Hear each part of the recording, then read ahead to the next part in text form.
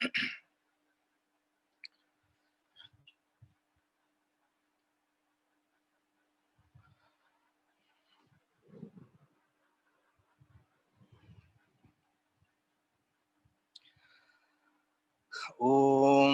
ಸಹನಾವವತು ಸಹನೌ ಭುನಕ್ತು ಸಹ ವೀರ್ಯಂಕರವಾವಹೈ ತೇಜಸ್ವಿನಾವಧೀತಮಸ್ತು ಮಾ ವಿದ್ವಿಷಾವಹೈ. ಓಂ ಶಾಂತಿ ಶಾಂತಿ ಶಾಂತಿ. ಗುರುರ್ಬ್ರಹ್ಮ ಗುರುರ್ವಿಷ್ಣು ಗುರುರ್ದೇವೋ ಮಹೇಶ್ವರಃ ಗುರುರೇವ ಪರಂ ಬ್ರಹ್ಮ ತಸ್ಮೈ ಶ್ರೀ ಗುರವೇ ನಮಃ. ವಸುದೇವಸುತಂ ದೇವಂ ಕಂಸಚಾಣೂರಮರ್ದನಂ ದೇವಕೀ ಪರಮಾನಂದಂ ಕೃಷ್ಣಂ ವಂದೇ ಜಗದ್ಗುರುಂ. ಕೃಷ್ಣಂ ವಂದೇ ಜಗದ್ಗುರುಂ.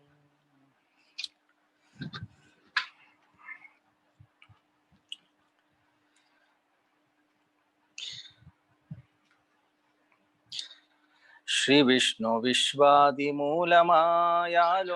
ದೇವ ಸರ್ವೇಶ ದೇವಕೀ ಪರಮಾನಂದಂ ದೇವ ಸರ್ವೇಶ ಪರಬೊಮ್ಮನೆಂದು ಜನಂ ಆವುದನು ಕಾಣದೊಡಮಳಿತಿಯಂ ನಂಬಿಹುದೋ ಆ ವಿಚಿತ್ರಕ್ಕೆ ನಮಿಸೋ ಮಂಕುತಿಮ್ಮ. ಜೀವ ಜಡ ರೂಪ ಪ್ರಪಂಚವನದಾವುದೋ ಆವರಿಸಿಕೊಂಡು ಮೊಳನೆರೆದು ಮಿಹುದಂತೆ ಭಾವಕೊಳಪಡದಂತೆ ಅಳತೆಗಳ ಒಡದಂತೆ ಆ ವಿಶೇಷಕ್ಕೆ ಮಣಿಯೋ ಮಂಕುತಿಮ್ಮ. ಇಹುದೋ ಇಲ್ಲವೋ ತಿಳಿಯಗೊಡದೊಂದು ವಸ್ತು ನಿಜ ಮಹಿಮೆಯಂ ಜಗವಾಗಿ ಜೀವವೇಷದಲ್ಲಿ ವಿಹರಿಪುದದುಳ್ಳಿತೆಂಬುದು ನಿಸದವಾದೊಡ ಗಹನ ತತ್ವಕ್ಕೆ ಶರಣೋ ಮಂಕುತಿಮ್ಮ. ಮಂಕುತಿಮ್ಮ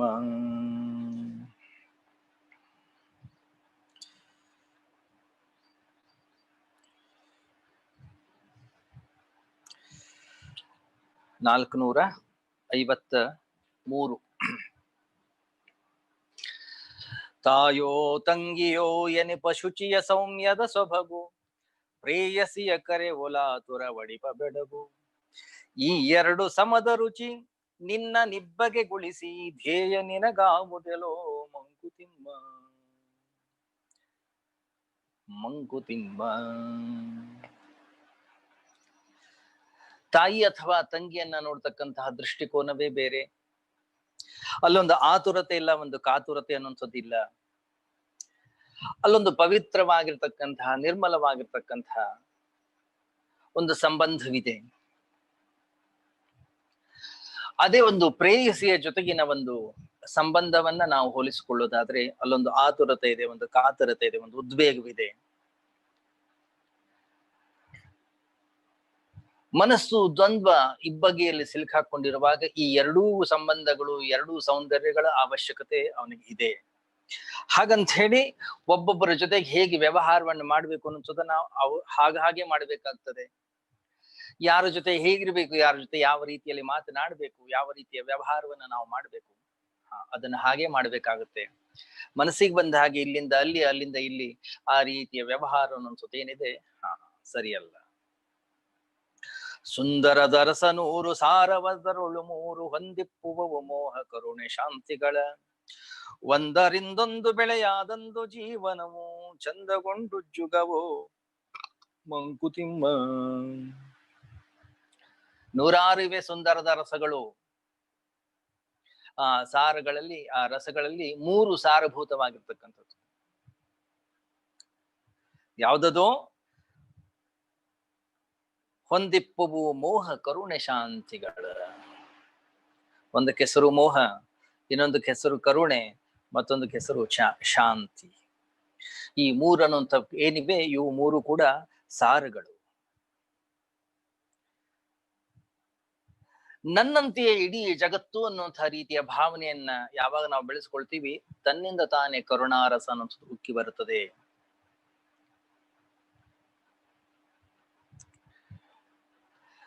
ಈ ಮೋಹದಿಂದ ಜಗತ್ತನ್ನೊಂದ್ಸದು ಬೆಳೀತದೆ. ಈ ಮೋಹದಿಂದಲ್ಲಿ ಜೀವರಾಶಿಗಳು ಬೆಳೀತವೆ. ಎಲ್ಲರ ಪ್ರತಿ ಇವರು ನನ್ನವರು, ಇವರು ನನಗೆ ಸಂಬಂಧಪಟ್ಟವರು ಅನ್ನುವಂತಹ ರೀತಿಯಲ್ಲಿ ಯಾವಾಗ ಮೋಹ ಮತ್ತು ಒಂದು ಕರುಣೆ ವಿಸ್ತಾರವಾಗುತ್ತಾ ಹೋಗ್ತದೋ ಶಾಂತಿ ಅನ್ನುವಂಥದ್ದು ಬೆಳೀತದೆ. ಇವು ಒಂದರಿಂದ ಒಂದು ಬೆಳಿಬೇಕಾಗಿರ್ತಕ್ಕಂಥದ್ದು. ಆದ್ರಿಂದ ಇವು ಮೂರು ಕೂಡ ಈ ಜೀವನಕ್ಕೆ ಬಹಳ ಅತ್ಯವಶ್ಯಕ. ಮುಂದುವರಿಸ್ತಾರೆ. ಇದನ್ನ ನಾವು ಮೊನ್ನೆ ಚಿಂತನೆ ಮಾಡಿದ್ದೆವು. ಪಿಡಿಗಳಿಸು ಭಜಿಸೊಡೆಯಾಗೆನ್ನುವುದು ಮೋಹ, ಕೊಡು ಸಲಿಸು ಸೇವೆಗೈಯನ್ನುವುದು ಕರುಣೆ. ಬಿಡು ನೀನು ನಾನುಗಳ ವಿಶ್ವಾತ್ಮ ಪದವನಿ, ನಡರನ್ನುವುದು ಶಾಂತಿ ಮಂಕುತಿಮ್ಮ.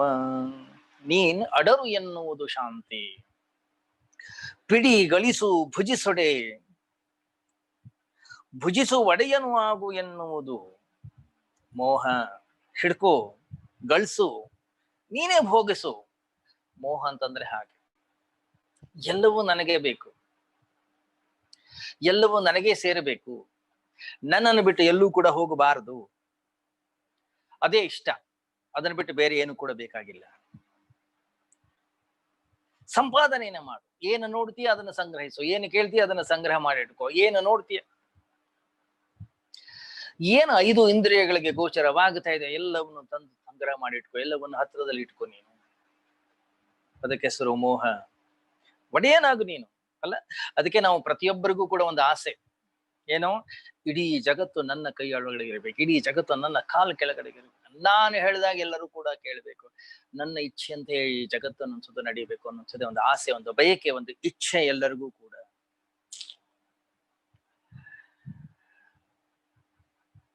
ಪ್ರಯತ್ನ ಮಾಡ್ತೀವಿ ನಾವು ಸಾಧ್ಯವಾದಷ್ಟು. ಎಷ್ಟೋ ಸಾರಿ ಸ್ವಲ್ಪ ಯಶಸ್ವಿಯನ್ನ ಗಳಿಸ್ತೇವೆ ನಾವು, ಸ್ವಲ್ಪ ಏನೋ ಹೋಗೋ ಪ್ರಯತ್ನವನ್ನ ಮಾಡ್ತೀವಿ, ಒಡೆತನವನ್ನ ತೋರಿಸ್ತೀವಿ, ನಮ್ಮ ಸ್ವಾತಂತ್ರ್ಯವನ್ನ, ನಮ್ಮ ಒಡೆತನವನ್ನ ಅವಕಾಶ ಸಿಕ್ಕಾಗೆಲ್ಲ ನಾವು ತೋರಿಸುವ ಒಂದು ಪ್ರಯತ್ನವನ್ನ ನಾವು ಮಾಡ್ತೇವೆ. ಇನ್ನೊಂದು ಹೇಳುತ್ತಂತೆ, ಈ ಜಗತ್ತೆಲ್ಲ ನಶ್ವರ, ಇದು ಯಾವುದು ಕೂಡ ಶಾಶ್ವತವಲ್ಲ. ಏನು ಮಾಡ್ತೀಯ ನೀನು, ಎಷ್ಟು ಸಂಗ್ರಹವನ್ನ ಮಾಡಿಟ್ಟುಕೊಳ್ತೀಯ, ಪ್ರಯೋಜನವಿಲ್ಲ, ಬೇಡ ಅದು. ಮತ್ತೆ ದಾನ ಮಾಡು, 4 ಜನರಿಗೆ ಉಪಕಾರವನ್ನ ಮಾಡು, 4 ಜನರಿಗೆ ಹಂಚು ಇದನ್ನ. ಎಲ್ರೂ ಬದುಕಲಿ, ನಾವೊಬ್ಬರೇ ಅಲ್ಲ ಈ ಜಗತ್ತಿನಲ್ಲಿ ಬದುಕುವಂಥದ್ದು.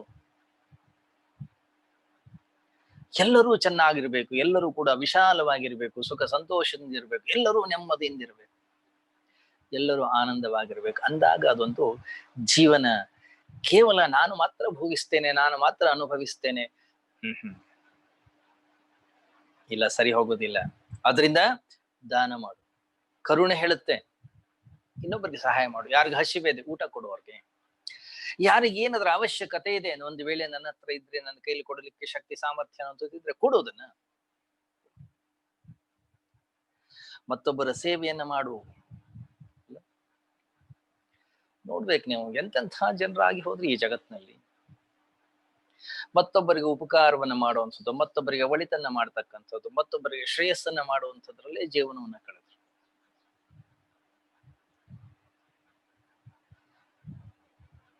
ಎಲ್ಲಿ ಅವಕಾಶ ನನಗೆ ಸಿಗ್ತದೆ ಮತ್ತೊಬ್ಬರ ಸೇವೆಯನ್ನ ಮಾಡ್ಲಿಕ್ಕೆ ಅಥವಾ ಜಗತ್ತಿನ ಸೇವೆಯನ್ನ ಮಾಡ್ಲಿಕ್ಕೆ, ನನಗೆ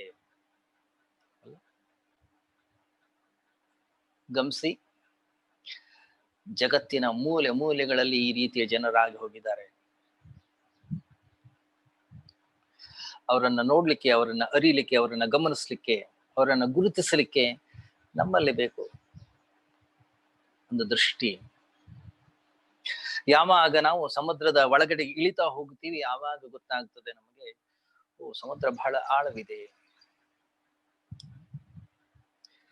ಎಷ್ಟು ಜನ ಇದ್ದಾರೆ ಈ ಜಗತ್ತಿನಲ್ಲಿ, ಮತ್ತೊಬ್ಬರ ದುಃಖಕ್ಕೆ ಮಿಡಿತಕ್ಕಂಥವ್ರು, ಮತ್ತೊಬ್ಬರ ಒಳಿತಿಗಾಗಿ ದುಡಿತಕ್ಕಂಥವ್ರು. ಆಶ್ಚರ್ಯವಾಗುತ್ತೆ. ಎಲ್ಲಾ ವರ್ಗದ ಜನರಿದ್ದಾರೆ, ಎಲ್ಲಾ ರೀತಿಯ ಜನರಿದ್ದಾರೆ ಈ ಜಗತ್ತಿನಲ್ಲಿ. ಅಲ್ಲಿ ಬಡವ ಶ್ರೀಮಂತ ಅಂತಕ್ಕಂಥ ಭೇದ ಭಾವವಿಲ್ಲ, ಅಥವಾ ಇಂಥವ್ರು ಕೊಡ್ಬೇಕು ಇಂಥವ್ರು ಕೊಡ್ಬಾರ್ದು, ಏನಿಲ್ಲ. ನೋಡ್ಬೇಕು ನೀವು ಈ ಜಗತ್ತಿನಲ್ಲಿ ಸಣ್ಣ ಸಣ್ಣ ಯುವಕರು, ಇನ್ನು ಯುವ ಜನಾಂಗ ನಾವ್ ಅಂತೀವಿ, ಯುವ ಜನಾಂಗ ಎಲ್ಲ ಹಾಳಾಗಿದೆ, ಅವ್ರಿಗೆ ಒಂದು ದಾರಿ ಇಲ್ಲ, ಅವ್ರು ತಪ್ಪು ದಾರಿಯನ್ನು ತುಳಿತಾ ಇದ್ದಾರೆ ಅಂತ ಹೇಳಿ.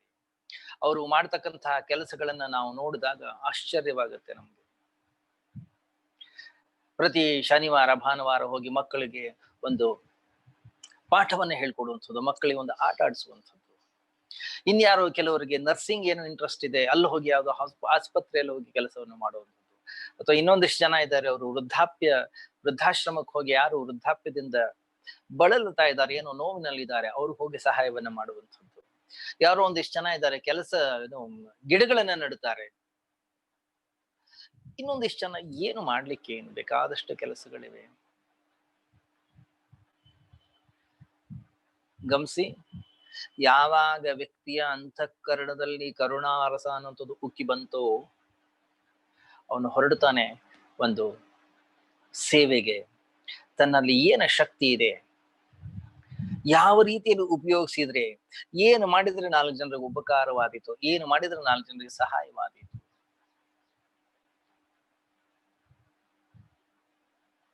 ಯಾವಾಗ ನಾನು ನನ್ನ ದೃಷ್ಟಿಕೋನವನ್ನ ಆ ಮಾರ್ಗದ ಕಡೆಗೆ ತಿರುಗಿಸ್ತೇನೋ ಅನಾಯಾಸವಾಗಿ ಮಾರ್ಗಗಳು ತೆಗೆದುಕೊಳ್ಳುತ್ತವೆ. ಅಂತಹ ಜನ ಬರ್ತಾರೆ ನಮ್ಮ ಹತ್ರ, ಅಥವಾ ಅಂತಹ ಜನರ ಹತ್ರ ನಾವು ಹೋಗ್ತೇವೆ ಉಪಕಾರವನ್ನು ಮಾಡ್ತಕ್ಕಂಥ. ನೋಡ್ಬೇಕು ನೀವು, ಸಿದ್ಧಾರೂಢ ಮಠಕ್ಕೆ ಹೋಗಿ, ಸಿದ್ಧಗಂಗಾ ಮಠಕ್ಕೆ ಹೋಗಿ ನೀವು, ಅಥವಾ ಅನೇಕ ಏನು ಕ್ಷೇತ್ರಗಳಿವೆ, ಅಥವಾ ಅನೇಕ ಮಂದಿರಗಳಿವೆ, ಎಲ್ಲ ಕಡೆಗೂ ಕೂಡ ಅಷ್ಟೇ ನಿಸ್ವಾರ್ಥವಾದಂತಹ ರೀತಿಯಲ್ಲಿ ಭಕ್ತಾದಿಗಳು ಹೋಗಿ ಅನ್ನೋದ ಸೇವೆಯನ್ನ ಮಾಡುವಂತಹ ರೀತಿ. ಗಮನಿಸಿ, ನಮ್ಮ ಋಷಿಗಳ ಒಂದು ವೈಶಿಷ್ಟ್ಯ ಏನಪ್ಪಾ ಅಂತಂದ್ರೆ, ಸೇವೆ ಅನ್ನುವಂಥದ್ದು ಏನಿದೆ ಅದನ್ನೇನೋ ಅತ್ಯಂತ ಪುಣ್ಯದ ಅಥವಾ ಶ್ರೇಷ್ಠವಾದಂತಹ ಯಾವುದೋ ಒಂದು ಕರ್ಮ ಅನ್ನುವಂಥ ರೀತಿಯಲ್ಲಿ ಇಡ್ಲಿಲ್ಲ. ಏನು ದೃಷ್ಟಿಯನ್ನ ಕೊಟ್ಟಿದ್ದಾರೆ ಅಂತಂದ್ರೆ, ಏನೋ ಇದೊಂದು ಪುಣ್ಯ ಕರ್ಮ ಅಂತ ಹೇಳಿ ಅದನ್ನ ಮಾಡಿದಾಗ ಏನೋ ಒಂದು ಅಹಂಕಾರ ಅನ್ನೋದು ಬೆಳೆದು ನಿಂತ್ಕೊಳ್ಬಾರ್ದು ಅಂತಕ್ಕಂಥ ಒಂದು ದೃಷ್ಟಿಕೋನ. ಅದಕ್ಕಾಗಿ ಅವ್ರು ಹೇಳಿದ್ದಾರೆ, ನೋಡು, ನೀನೇನು ದಾನ ಮಾಡ್ತೀಯಾ, ನೀನೇನು ಉಪಕಾರವನ್ನ ಮಾಡ್ತೀಯಾ, ನೀನೇನು ಮತ್ತೊಬ್ಬರಿಗೆ ಸಹಾಯವನ್ನ ಮಾಡ್ತಾ ಇದೀಯಾ, ಸಹಾಯ ಮಾಡ್ಬೇಕು ಅಂತ ಹೊರಡ್ತಾ ಇದೀಯಾ, ಪುಣ್ಯದ ಕೆಲಸ ನಿಜ. ಆದ್ರೆ ನಿಜವಾಗ್ಲೂ ಪುಣ್ಯವನ್ನ ಕೊಡುತ್ತೋ ಇಲ್ಲೋ ಗೊತ್ತಿಲ್ಲ, ಆದ್ರೆ ನೀನು ಮಾಡಿದ ಪಾಪಗಳನ್ನಂತೂ ಅದು ಕತ್ತರಿಸಿ ಹಾಕುತ್ತದೆ. ಗಮನಿಸಿ, ಯಾವಾಗ ಅದು ನಮ್ಮ ಪಾಪಗಳನ್ನ ಕತ್ತರಿಸಿ ಹಾಕ್ತದೆ ಅನ್ನುವಂಥದ್ದು ಸ್ಪಷ್ಟವಾಯ್ತು ನಮ್ಗೆ, ಅಹಂಕಾರ ಬರಲ್ಲ, ಕೋಡ್ ಬರೋದಿಲ್ಲ, ನಾನ್ ಇಷ್ಟು ಮಾಡಿದೆ, ನಾನಷ್ಟು. ಯಾಕೆ? ಗೊತ್ತಿದ್ದು ಗೊತ್ತಿಲ್ಲದೋ ಏನೇನು ಪಾಪ ಕರ್ಮಗಳನ್ನ ನಾವು ಮಾಡಿದೇವೋ ಗೊತ್ತಿಲ್ಲ, ಅದನ್ನ ತೊಳೆಯಲಿಕ್ಕೆ ಇರ್ತಕ್ಕಂಥದ್ದು ಸೇವಾ. ಯಾವಾಗ ಸೇವಾ ಭಾವನೆಯಿಂದ ಕೆಲಸವನ್ನ ಮಾಡ್ತೀವಿ, ನಾವು ಸೇವೆಯಲ್ಲಿ ನಮ್ಮನ್ನ ನಾವು ತೊಡಗಿಸಿಕೊಳ್ತೀವಿ, ಗೊತ್ತಿಲ್ಲದೆ ನಮ್ಮ ಅಂತಃಕರಣ, ಮನಸ್ಸು, ಬುದ್ಧಿ ಅನ್ನೋದು ಶುದ್ಧವಾಗ್ತಾ ಹೋಗ್ತದೆ. ಯಾವಾಗ ಅಂತಃಕರಣ ಅನ್ನೋದು ಶುದ್ಧವಾಯ್ತು, ಅಲ್ಲೇ ಶಾಂತಿ, ಅಲ್ಲೇ ಒಂದು ನೆಮ್ಮದಿ. ಯಾಕೆ? ಅಶಾಂತಿ ಉಂಟಾಗೋದೇ ಮನಸ್ಸಿನ ತಳಮಳದಿಂದಾಗಿ, ಮನಸ್ಸಿನ ಚಾಂಚಲ್ಯತೆಯಿಂದಾಗಿ. ನಾವು ಮಾಡ್ತಕ್ಕಂಥ ಪೂಜೆ, ಭಜನೆ, ಜಪ, ತಪ ಎಲ್ಲವೂ ಕೂಡ ಮನಸ್ಸಿನ ಪ್ರಶಾಂತತೆಗಾಗಿ, ಮನಸ್ಸನ್ನ ಶಾಂತಗೊಳಿಸ್ಕೊಳ್ಳಿಕ್ಕಾಗಿರೋದು. ಅದನ್ನು ಬಿಟ್ಟು ಬೇರೆ ಯಾವುದೂ ಕೂಡ ಇಲ್ಲ. ಯಾವಾಗ ಅಂತಃಕರಣ ಅನ್ನೋದು ಪ್ರಶಾಂತವಾಯಿತು, ವಿಶ್ವಾತ್ಮ ಭಾವ ಅನ್ನೋದು ಅಂತಃಕರಣದಲ್ಲಿ ಉದಯವಾಗ್ತದೆ. ಎಲ್ರೂ ನಮ್ಮವರು, ಎಲ್ರೂ ನಮ್ಗೆ ಸಂಬಂಧಪಟ್ಟಂಥವ್ರು, ಎಲ್ಲರ ಹೃದಯದಲ್ಲಿ ಪರಮಾತ್ಮನ ಅಂತಕ್ಕಂಥವನಿದ್ದಾನೆ. ಇವನು ಶ್ರೇಷ್ಠ, ಇವನು ಕನಿಷ್ಠ, ಇವನು ಬೇರೆ, ಇವನು ನೀಚ, ಇಲ್ಲ. ಆ ಭೇದ ಭಾವವನ್ನ ದಾಟಿ ಹೋಗ್ತಾನೆ ವ್ಯಕ್ತಿ. ಯಾವಾಗ ಆ ಭೇದ ಭಾವವನ್ನ ದಾಟಿ ಹೋಗ್ತಾನೋ, ವಿಶ್ವಾತ್ಮ ಭಾವವನ್ನು ಅವನು ಪಡಿತಾನೆ. ಅದಕ್ಕೆ ಹೆಸರು ಶಾಂತಿ. ಶಾಂತಿ ತತ್ವ ಅನ್ನೋದು ಅದನ್ನ ತಂದು ಕೊಡುತ್ತೆ. ಕರುಣಾ ರಸ ಅನ್ನೋದು ಎಲ್ಲರೂ ನಮ್ಮವರೇ, ಎಲ್ಲರೂ ನನ್ನವರೇ, ಅವರಿಗೆ ಕಷ್ಟ ಆದರೆ ನನಗೆ ಕಷ್ಟವಾಗುತ್ತದೆ, ಅವ್ರಿಗೂ ನಮ್ಮ ಹತ್ರ ಏನಿದೆ ಅದು ಹಂಚಿಕೊಂಡು ತಿನ್ನೋಣ. ಮೋಹ ಅನ್ನುವಂಥದ್ದು ಎಲ್ಲ ನನಗೆ ಬೇಕು. ಚಾರು ದೃಶ್ಯಂಗಳಿಂ ಪ್ರೀತಿ ಹೃದಯ ವಿಕಾಸ, ಕ್ರೂರ ದೌಷ್ಟ್ಯಂಗಳಿಂ ವೀರಾನುಕಂಪ. ಭೈರವಾದ್ಭುತಗಳಿಂ ಮೌನದಂತರ್ಮನನ ದಾರಿಯುದ್ಧಾರಕ್ಯವು ದಾರಿಯುದ್ಧಾರಕ್ಯವು ಮಂಕುತಿಮ್ಮ. ಸುಂದರವಾದಂತಹ ದೃಶ್ಯವನ್ನ ನೋಡುವಾಗ, ಸುಂದರವಾದಂತಹ ಘಟನೆಗಳು ಘಟಿಸುವಾಗ, ಮನಸ್ಸಿಗೆ ಆಹ್ಲಾದವನ್ನು ಉಂಟು ಮಾಡ್ತಕ್ಕಂತಹ, ಮನಸ್ಸಿಗೆ ಹಿತವನ್ನು ಉಂಟು ಮಾಡ್ತಕ್ಕಂತಹ ದೃಶ್ಯಗಳನ್ನ ನೋಡುವಾಗ ಪ್ರೀತಿಯ ಮನಸ್ಸು ಹೊರಹೊಮ್ಮುತ್ತದೆ, ಉಕ್ಕುತ್ತದೆ, ವಿಶಾಲವಾಗುತ್ತದೆ. ನೋಡಿ, ನೀವು ಸೂರ್ಯೋದಯವನ್ನ ನೋಡಿ, ಸೂರ್ಯಾಸ್ತವನ್ನ ನೋಡಿ, ಒಂದು ಹೂ ಅರಳಿರೋದನ್ನ ನೋಡಿ, ಎರಡು ಪ್ರಾಣಿಗಳು ಆಟ ಆಡ್ತಾ ಇರೋದನ್ನ ನೋಡಿ ಸಂತೋಷವಾಗಿ, ಮಕ್ಕಳು ಆಟ ಆಡ್ತಾ ಇದ್ದಾರೆ ನೋಡಿ, ಅವರನ್ನ ಎಷ್ಟು ಖುಷಿ ಆಗುತ್ತೆ, ಎಷ್ಟು ಸಂತೋಷವಾಗುತ್ತೆ. ಎಷ್ಟೋ ಬಾರಿ ನಮಗೆ ಆಶ್ಚರ್ಯವಾಗುತ್ತೆ, ಏನಪ್ಪ ಇದು, ಒಂದು ಸಣ್ಣ ಚಾಕ್ಲೇಟ್ ತಂದು ಕೊಟ್ರೆ ಸಾಕು, ಈ ಮಗು ಎಷ್ಟು ಖುಷಿ ಪಡುತ್ತೆ, ಏನು ಆನಂದ, ಏನು ನೆಮ್ಮದಿ, ಏನೇನೆಲ್ಲ ಇದೆ ನಮ್ಮ ಹತ್ರ, ಯಾಕೆ ಹಿಂಗಿದೀವಿ ನಾವು, ಏನಾಗಿದೆ ನಮಗೆ, ಆಶ್ಚರ್ಯವಾಗುತ್ತೆ. ನೋಡ್ಬೇಕು, ಒಂದು ಸಣ್ಣ ಸಣ್ಣ ಒಂದು ಘಟನೆಗಳನ್ನ ನೋಡ್ಬೇಕು ಈ ಜಗತ್ತಿನಲ್ಲಿ, ಬಹಳ ಆಶ್ಚರ್ಯವೆನಿಸ್ತದೆ. ಬಹಳ ಸುಂದರವಾದಂತಹ ಒಂದು ಝೆನ್ ಕಥೆ ಇದೆ, ಬಹಳ ಬಹಳ ಇಷ್ಟ ನನಗೆ ಆ ಕಥೆ. ಸಾಮಾನ್ಯವಾಗಿ ಮನುಷ್ಯ ಏನಾದ್ರೂ ಕರುಣೆ, ಪ್ರೀತಿ, ದಯೆ ಅದೇನಿದ್ರೆ ನಾನು ಮಾತ್ರ ಮಾಡೋದು, ಅಥವಾ ನಾನು ಮಾಡಿದ್ದನ್ನ 4 ಜನರಿಗೆ ಹೇಳ್ಕೊಂಡು ಓಡಾಡುವಂಥದ್ದು ಮನುಷ್ಯನ ಸಹಜ ಸ್ವಭಾವ ಇದು. ಆದ್ರೆ ಇದು ಮನುಷ್ಯರಿಗಷ್ಟೇ ಸೀಮಿತವಾಗಿಲ್ಲ. ಜಾಪಾನ್ನಲ್ಲಿ ಒಂದು ಮನೆಯನ್ನ ತೆಗೆದುಕೊಂಡಿದ್ದ ಒಬ್ಬ ವ್ಯಕ್ತಿ.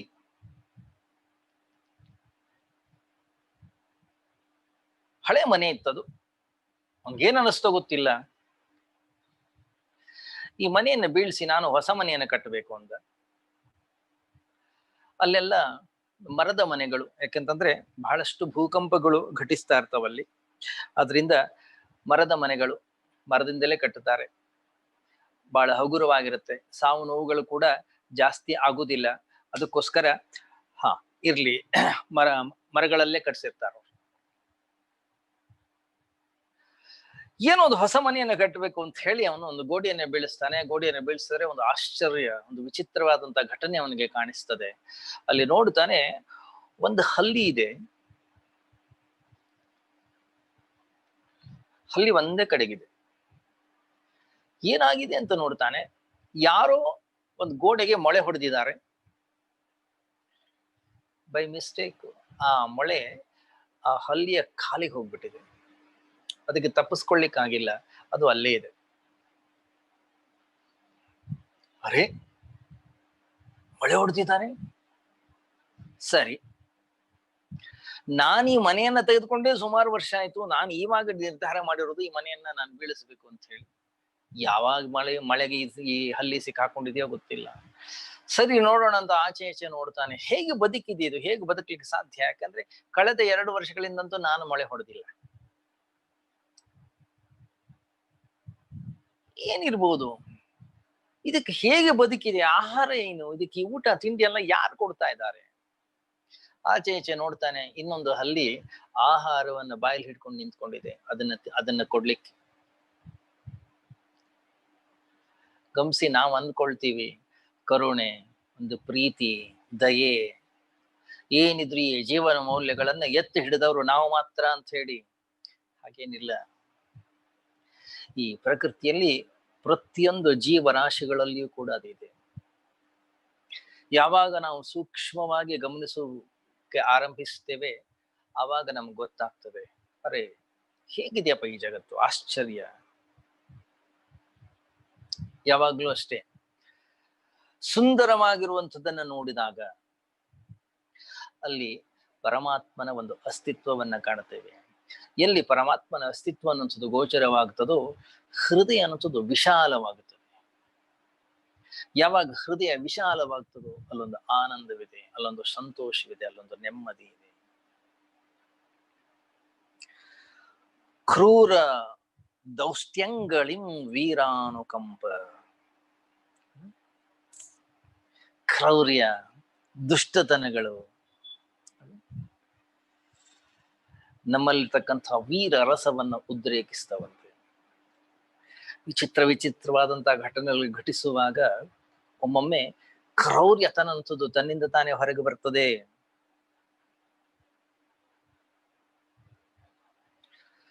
ಒಮ್ಮೊಮ್ಮೆ ಅನುಕಂಪವು ಕೂಡ ಹೊರಗೆ ಬರ್ತದೆ ವ್ಯಕ್ತಿಯ ಅಂತಃಕರಣದಿಂದ. ಕ್ರೂರ ದೌಷ್ಟ್ಯಂಗಳಿಂ ವೀರಾನುಕಂಪ ಭೈರವಾದ್ಭುತಗಳಿಂ ಮೌನದಂತರ್ಮನನ.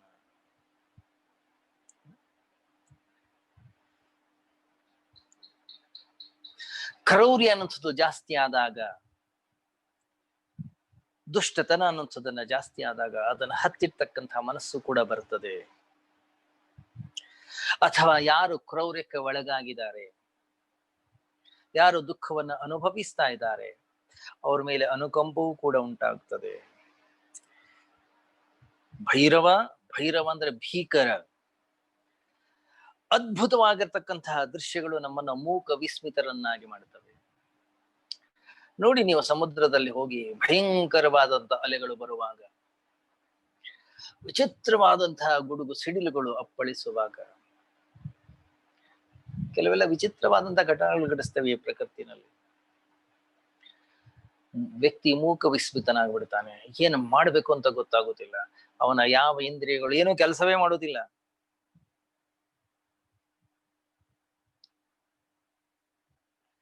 ಒಮ್ಮೆಲೆ ಒಂದು ಆಕ್ಸಿಡೆಂಟ್ ಆಗ್ಬಿಟ್ಟಿರುತ್ತೆ. ನೋಡ್ತಿದ್ದಾಗ ಯಾರು ಸತ್ತು ಹೋಗ್ತಾರೆ, ನೋಡ್ತಿದ್ದಾಗ ಯಾವನೊಬ್ಬ ಬಚಾವಾಗ್ತಾನೆ, ನೋಡ್ತಾ ಇದ್ದಾಗ ಏನೇನೋ ವಿಚಿತ್ರವಾದಂತಹ ಘಟನೆಗಳೆಲ್ಲ ಘಟಿಸ್ತವೆ. ಆ ರೀತಿಯ ಘಟನೆಗಳು ಘಟಿಸುವಾಗ ಆಶ್ಚರ್ಯವಾಗುತ್ತೆ, ಮೂಕ ವಿಸ್ಮಿತರಾಗ್ತೀವಿ. ಮುಂದೆ ಏನಾಗುತ್ತೆ ಗೊತ್ತಾ? ಮುಂದೆ ವ್ಯಕ್ತಿ ಅಂತರ್ಮುಖಿ ಆಗ್ತಾನೆ, ಅಂತರಂಗದಲ್ಲಿ ವಿಶ್ಲೇಷಣೆಯನ್ನು ಆರಂಭ ಮಾಡ್ತಾನೆ. ಏನಪ್ಪ ಇದು, ಹೆಂಗ್ ನಡೀತಿದು, ಏನ್ ನಡೀತಾ ಇದೆ ಇಲ್ಲಿ, ಯಾರಿಂದ ನಡೀತಾ ಇದೆ ಇದು, ಇದ್ರ ಹಿಂದೆ ಯಾರಿದ್ದಾರೆ, ಯಾವುದೋ ಒಂದು ತತ್ವವಿದೆ, ಯಾವನೊಬ್ಬ ಪರಮಾತ್ಮ ಅಂತಕ್ಕಂಥವನಿದ್ದಾನೆ. ಇವೆಲ್ಲ ವಿವಿಧವಾಗಿರ್ತಕ್ಕಂತಹ ರಸಗಳು. ಈ ರಸಗಳೆಲ್ಲ ಮನುಷ್ಯನ ಉದ್ಧಾರಕ್ಕೆ ಬೇಕಾಗಿರ್ತಕ್ಕಂಥವು. ಎಲ್ಲವೂ ಕೂಡ ಬೇಕು. ಕ್ರೌರ್ಯವೂ ಬೇಕು, ಕರುಣೆಯೂ ಬೇಕು, ದಯೆಯೂ ಬೇಕು, ಒಂದು ಪ್ರೀತಿಯೂ ಬೇಕು, ಅನುಕಂಪವೂ ಬೇಕು. ಒಂದೊಂದರಿಂದ ಒಂದೊಂದು ಪಾಠವನ್ನ ಕಲಿತೇವೆ ನಾವು. ಈ ನಮ್ಮ ಜೀವನದಲ್ಲಿ ಹೇಗಿದೆಯಪ್ಪ ಅಂತಂದ್ರೆ, ಒಬ್ಬೊಬ್ಬ ವ್ಯಕ್ತಿ ಒಂದೊಂದು ಪಾಠವನ್ನ ನಮಗೆ ಕಲಿಸ್ತಾನೆ. ಒಬ್ಬ ವ್ಯಕ್ತಿ ಕೋಪವನ್ನು ಮಾಡ್ಕೊಂಡಾಗ ನಮಗೆ ಗೊತ್ತಾಗುತ್ತೆ, ಏನೋ ಕೋಪ ಅನ್ನುವಂಥದ್ದು ತತ್ಕ್ಷಣವೇ ನರಕದ ನಿರ್ಮಾಣ. ಯಾವಾಗ ಆ ನರಕದ ದರ್ಶನವನ್ನ ನಾವು ಮಾಡ್ತೇವೋ, ಮತ್ತೊಂದ್ಸರಿ ಕೋಪ ಮಾಡ್ಕೊಳ್ಳುವಾಗ ಬಹಳಷ್ಟು ವಿಚಾರವನ್ನ ಮಾಡ್ತೀವಿ.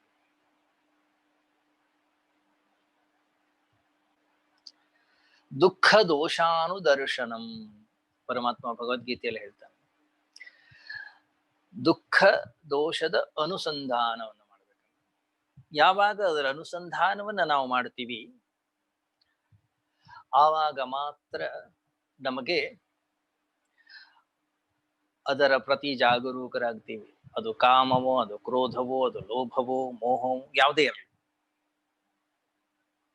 ಗೊತ್ತಿಲ್ಲದೆಯೇ ವಿಶ್ಲೇಷಣೆಯನ್ನು ಮಾಡ್ಲಿಕ್ಕೆ ಶುರು ಮಾಡ್ತೀವಿ ನಮ್ಮ ಜೀವನದಲ್ಲಿ.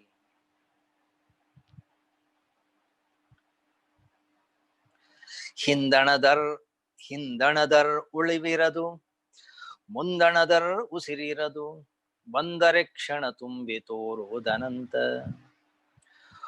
ಒಂದೇ ಕಣ್ಣೊಂದೇ ಗುರಿಯೊಂದೇ ಮೈ ಮನ ಮರೆತ, ಸುಂದರದ ಲೋಕವದು ಮಂಕುತಿಮ್ಮ. ಈ ಜೀವನದಲ್ಲಿ ಕೆಲವು ರಸಗಳಿವೆ.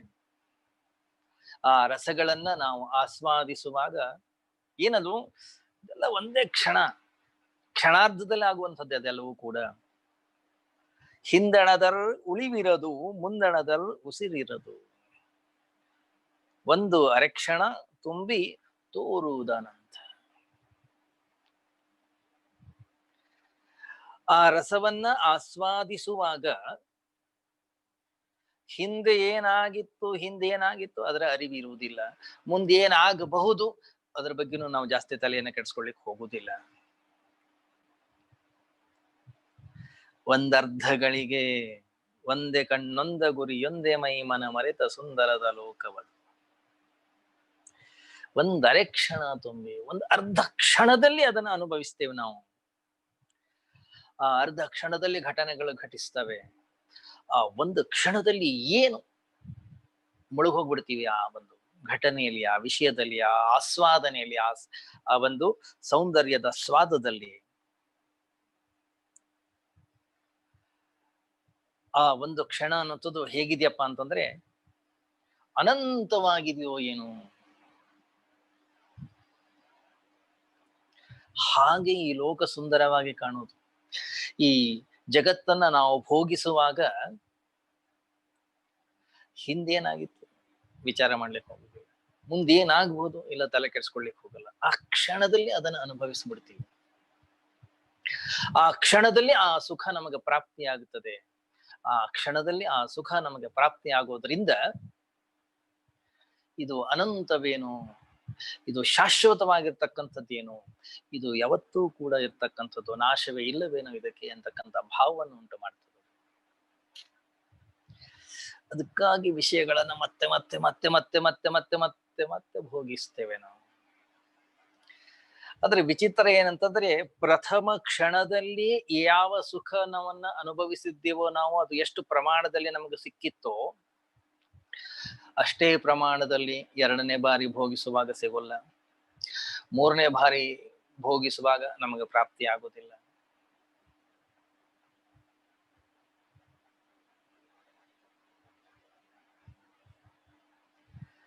ಅದನ್ನೇ ಭೋಗಿಸಿ ಭೋಗಿಸಿ ಭೋಗಿಸಿ ಅಭ್ಯಾಸ ಆದ್ಮೇಲೆ ಅದ್ರಲ್ಲಿ ಸುಖವೇ ಇಲ್ಲ. ಆದ್ರೆ ಭೋಗಿಸೋದು ಅಭ್ಯಾಸ ಆಗಿದೆ. ಕಾಫಿ ಕುಡಿತಾನೆ ಇರ್ತೀವಿ, ಟೀ ಕುಡಿತಾನೆ ಇರ್ತೀವಿ, ಏನೋ ತಿಂತಾನೆ ಇರ್ತೀವಿ, ಅಲ್ಲಿ ಇಂದ್ರಿಯಗಳ ಭೋಗ ಅನ್ನೋದು ನಡೀತಾ ಇರುತ್ತೆ. ಆದ್ರೆ ಪ್ರಥಮ ಬಾರಿಗೆ ಏನು ಅನುಭವ ಆಗಿತ್ತು, ಏನು ಅನಂತವಾದಂತಹ ಒಂದು ಆನಂದ ಪ್ರಾಪ್ತಿ ಆಗಿತ್ತು ನಮ್ಗೆ, ಮತ್ತೆ ಮತ್ತೆ ಅನುಭವಿಸುವಾಗ ಸಿಗುವುದಿಲ್ಲ ಅದು. ಆದ್ರೂ ಕೂಡ ಆ ಪ್ರಥಮ ಬಾರಿಗೆ ಏನೊಂದು ಸುಖ ಸಿಕ್ಕಿತ್ತು, ಏನೊಂದು ಆನಂದ ಸಂತೋಷ ಅನ್ನೋದು ನಮಗೆ ಪ್ರಾಪ್ತಿಯಾಗಿತ್ತು, ಅದು ಯಾವಾಗ್ಲೂ ನೆನಪಲ್ಲಿರುತ್ತೆ. ಅದನ್ನೇ ನೆನ್ಸ್ಕೊಳ್ತಾ ಇರ್ತೀವಿ ನಾವು. ಇವತ್ತು ಸಿಗುತ್ತೇನೋ, ನಾಳೆ ಸಿಗುತ್ತೇನೋ, ಇದರಿಂದ ಸಿಗುತ್ತೇನೋ, ಅದರಿಂದ ಸಿಗುತ್ತೇನೋ, ವಿಷಯಗಳನ್ನ, ವ್ಯಕ್ತಿಗಳನ್ನ, ವಸ್ತುಗಳನ್ನ, ಜಗತ್ತನ್ನ, ಜಾಗವನ್ನ, ಸಮಯವನ್ನ ಬದಲಾಯಿಸ್ಕೊಂಡು ಆ ವಸ್ತುವಿನ ಭೋಗದ ಕಡೆಗೆ ಓಡ್ತಾನೆ ಇರ್ತೀವಿ ನಾವು. ಆದ್ರೆ ಇಲ್ಲ, ಸಿಗುವುದಿಲ್ಲ ಅದು.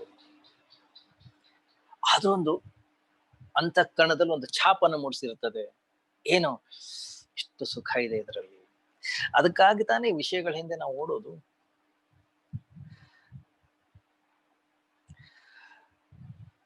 ಹೃದಯ ಪುಷ್ಪ ಮರಂದವಾತ್ಮಕೆ ನಿಜಾನಂದ, ಉದಿಪುದಾರಸ ಸುಂದರದ ಕಿರಣ ಸೋಕೆ, ಬದುಕಿನೋಳ್ ಕವಿತೆಯೋಳ್ ಕಲೆಗಳೋಳ್ ಪ್ರಕೃತಿಯೋಳ್ ಪುದಿದಿರ್ಪ ಕಾಂತಿಯದು ಮಂಕುತಿಮ್ಮ. ಹೃದಯದ ಹೂವಿನ ಒಂದು ಮರಂದ ಅನ್ನೋದು ಏನಿದೆ, ಆತ್ಮಕ್ಕೆ ಆನಂದವನ್ನು ತಂದು ಕೊಡ್ತದೆ. ಮೊದಲೇ ಸಾಹಿತಿಗಳು BVG ಅವ್ರಿಗೆ ಶಬ್ದಕ್ಕೆ ಬರವೇ ಇಲ್ಲ, ಅದಕ್ಕೆ ಸರಿಯಾಗ ಆ ಶಬ್ದಗಳ ಒಂದು ಜೋಡಣೆ ಎಷ್ಟು ಅದ್ಭುತ.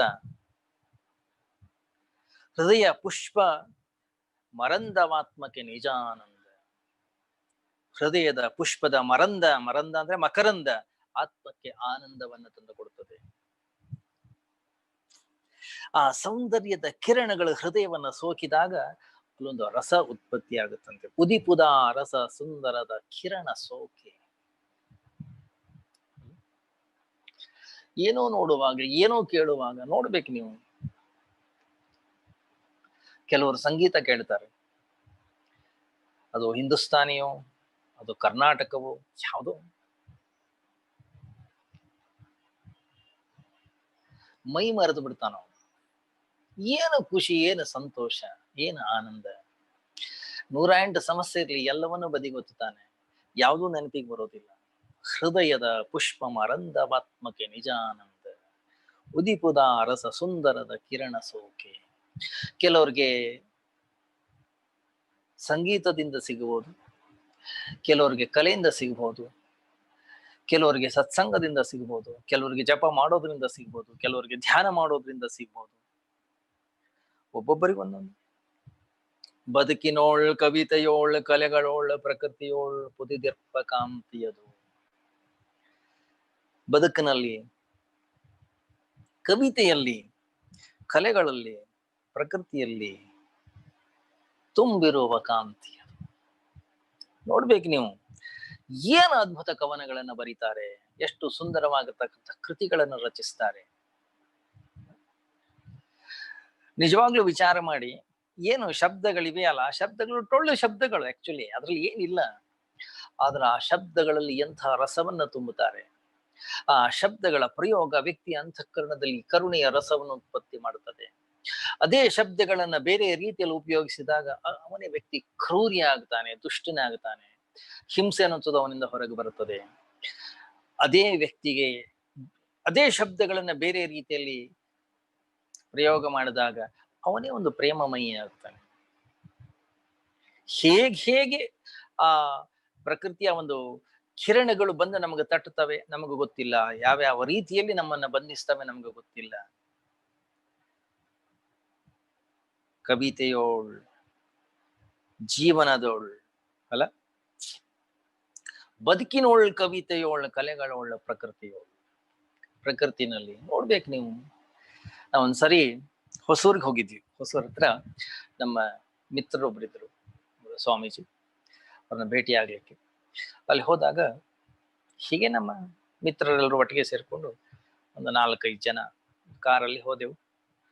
ಹೋದ್ರೆ ಅಲ್ಲಿ ನಮ್ಮ ಸ್ವಾಮೀಜಿ ಹೇಳಿದ್ರು, ಇಲ್ಲೊಂದು ಬೆಟ್ಟ ಇದೆ, ಬೆಟ್ಟದ ಮೇಲ್ಗಡೆಗೆ ಬಹಳ ಸುಂದರವಾಗಿರ್ತಕ್ಕಂಥ ದೇವಸ್ಥಾನ ಇದೆ, ಹೋಗೋಣ. ಬೆಟ್ಟ ನೋಡಿದೆವು, ದೊಡ್ಡ ಬೆಟ್ಟ, ಒಂದೇ ಒಂದು ಕಲ್ಲು, ಅದು ಇಡೀ ಬೆಟ್ಟ ಒಂದೇ ಕಲ್ಲು, ದೊಡ್ಡ ಕಲ್ಲು, 70 ಡಿಗ್ರಿ ಹೀಗಿದೆ ಅದು ಹತ್ಲಿಕ್ಕೆ. ಹತ್ತಣ ಅಂದ್ರು. ಹತ್ತಣ. ಹೆಂಗತ್ತೋದು ಹಂಗೆ ಕೋತಿಗಳು ಹತ್ತದಂಗ ಹತ್ತದು, ಅರ್ಧ ಕೋತಿ ಹತ್ತದಂಗ ಹತ್ತಬೇಕು. ಆಮೇಲೆ ಒಂದ್ ಕಡೆಗೆ ಒಂದು ಗ್ರಿಲ್ ಹಾಕಿದಾರ, ಅದ್ ಹಿಡ್ಕೊಂಡು ಹತ್ತುವುದು. ಸರಿ, ಬಹಳ ಕಷ್ಟಪಟ್ಟು ಹೋದೆವು. ಹೋಗಿ ಎಲ್ಲ ನೋಡ್ಕೊಂಡ್ವಿ. ಅಲ್ಲಿ ಮೇಲೆ ಹೋದ್ರೆ ಶಿವಾಲಯವಿದೆ, ಸುಂದರವಾದಂತ ಶಿವಾಲಯ. ಅಲ್ಲಿ ಮೇಲ್ಗಡೆ ನೀರಿದೆ, ಗಿಡ ಮರಗಳಿವೆ, ಒಂದಿಷ್ಟು ಜನ ಇದಾರೆ ಅಲ್ಲಿ ಕೆಲಸ ಮಾಡ್ತಾ ಇದ್ದಾರೆ. ಏನಪ್ಪಾ ನಾವ್ ಇಷ್ಟು ಕಷ್ಟಪಟ್ಕೊಂಡು ಮೇಲೆ ಬಂದಿದೀವಿ, ಆಗ್ಲೇ ಕೆಲಸ ಮಾಡ್ಕೊಂಡೆಲ್ಲ ವಾಪಸ್ ಹೋಗ್ತಾ ಇದ್ದಾರೆ ಇವರು. ಬಹಳ ಆಶ್ಚರ್ಯವಾಯ್ತು. ಅದನ್ನೆಲ್ಲ ನೋಡ್ಕೊಂಡು ವಾಪಸ್ ಬರ್ತಾ ಇದ್ವಿ. ವಾಪಸ್ ಬರ್ಬೇಕಾದ್ರೆ ನಮ್ಮ ಒಬ್ಬ ಮಿತ್ರ ಅಂದ, ಸ್ವಾಮೀಜಿ ನೀವು ಮುಂದೆ ಹೋಗಿರಿ, ನಾನು ಬರ್ತೇನೆ, ಸ್ವಲ್ಪ ದೂರ ಅಲ್ಲ, ನಾನು ಬರ್ತೇನೆ, ನೀವು ಹೋಗ್ರಿ. ನಾವು ಕಾರಲ್ಲಿ ಹೋದೆವು. ಅವನು ವಾಪಸ್ ಬಂದು ತೋರಿಸ್ತಾನೆ, ಸ್ವಾಮೀಜಿ ಏನು ಸುಂದರವಾದಂತ ಪಕ್ಷಿಗಳಿವೆ ಇಲ್ಲಿ, ಎಂತೆಂತ ಪಕ್ಷಿಗಳನ್ನ ನಾನು ಹುಡುಕ್ತಾ ಇದ್ದೆ, ನಂಗೆ ಸಿಕ್ಕಿರ್ಲಿಲ್ಲ ಇಲ್ಲಿ, ತನ್ನಿಂದ ತಾನೆ. ಅದ ನೀನೆಲ್ಲ ನೋಡಿದಿ ಮಾರ್ಯ, ನೋಡಿ ಫೋಟೋ ತೋರಿಸ್ತಾನೆ. ಬದುಕಿನೋಳ್ ಕವಿತೆಯೋಳ್, ಕಲೆಗಳೋಳು, ಪ್ರಕೃತಿಯೋಳು, ಒದಿದಿರ್ತ ಕಾಂತಿ. ಯಾರಿಗೆ ಯಾವುದರಲ್ಲಿ ಆಸಕ್ತಿ ಇದೆಯೋ ಗೊತ್ತಿಲ್ಲ, ಯಾವ ಘಟನೆ ಹೇಗೆ ಆ ಕಿರಣ ಬಂದು ನಮ್ಮ ಹೃದಯಕ್ಕೆ ತಲುಪುತ್ತದೆ ಗೊತ್ತಿಲ್ಲ, ಯಾವಾಗ ನಾವು ಆ ಆನಂದದಲ್ಲಿ ಮುಳುಗುತ್ತೀವಿ ಗೊತ್ತಿಲ್ಲ. ಒಬ್ಬೊಬ್ಬರಿಗೆ ಉದಿಪುದ ರಸ ಸುಂದರದ ಕಿರಣ ಸೋಕಿ.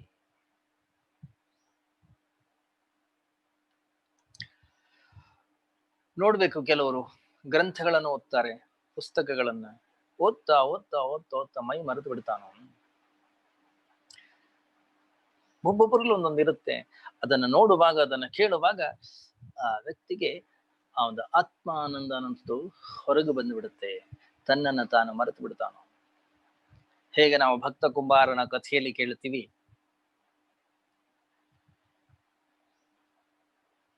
ವಿಠ್ಠಲನ ನಾಮಸ್ಮರಣೆಯಲ್ಲಿ ಅವನು ತನ್ನ ಸ್ವಂತ ಮಗನನ್ನ ತುಳಿದ್ರು ಅವನಿಗೆ ಗೊತ್ತೇ ಇಲ್ಲ. ಎಚ್ಚರವಿದ್ದಲ್ಲ, ಅಷ್ಟು ತನ್ಮಯ, ಅಷ್ಟು ತನ್ಮಯ.